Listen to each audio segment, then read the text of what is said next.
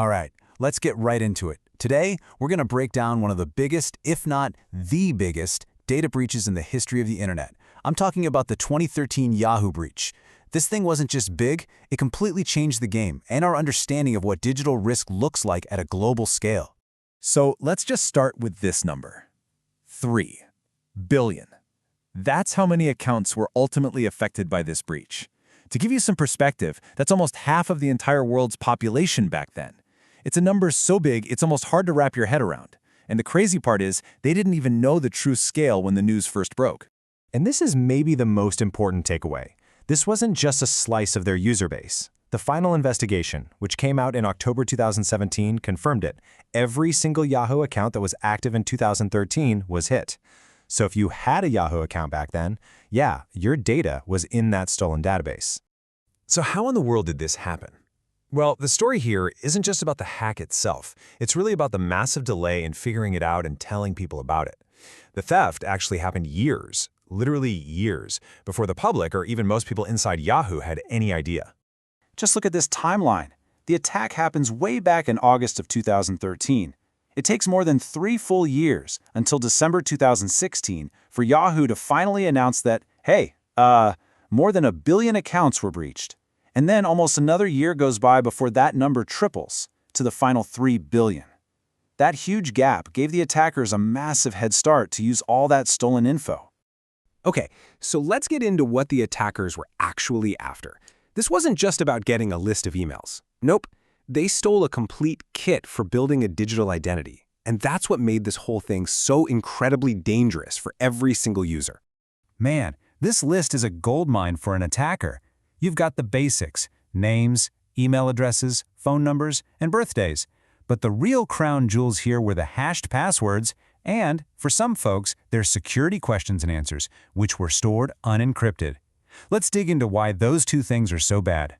You might think security questions are pretty harmless, right? What city were you born in? What's your mother's maiden name? Seems fine. But in a breach like this, those simple questions become a master key for an attacker. Here's the problem. The answers to these questions are static. They don't change. Your first pet's name is always going to be your first pet's name.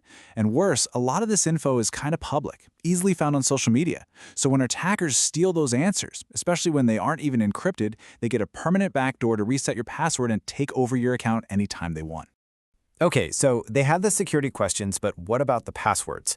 The passwords were hashed, which is supposed to be a good thing, a protective measure, but, and this is a huge but, the way they were hashed was the real Achilles heel here.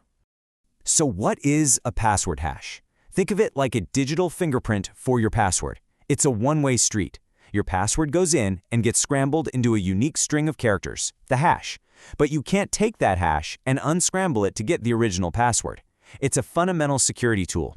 The problem is, not all hashing is created equal. And this is where Yahoo went wrong. They use something called MD5. It's an old hashing algorithm that's super fast. Now, fast might sound good, but for password security, it's actually the worst thing you can have. That speed lets attackers guess billions of passwords a second.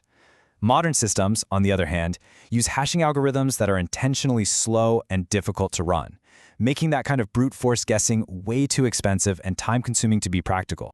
So this is how the attack works. First, the attackers steal a copy of that whole user database.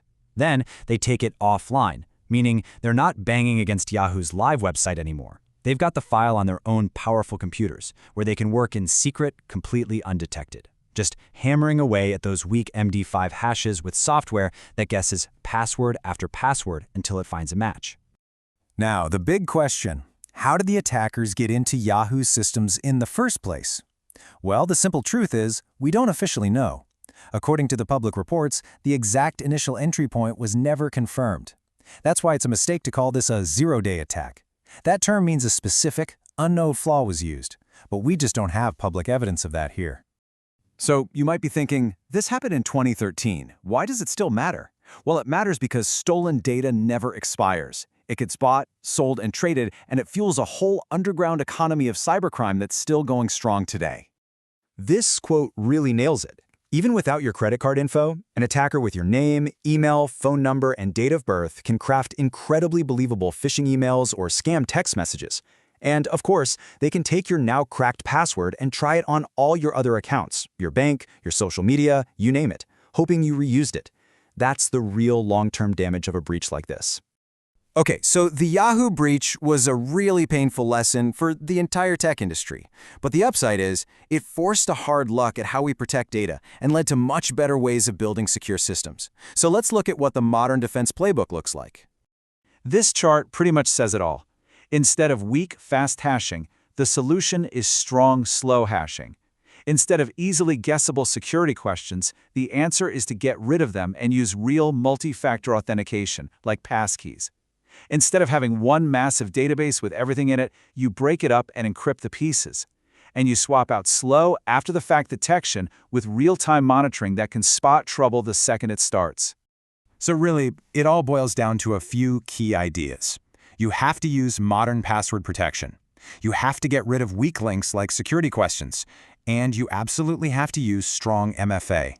But maybe the biggest lesson is this: just don't store data you don't need. Because if you don't have it, it can't be stolen.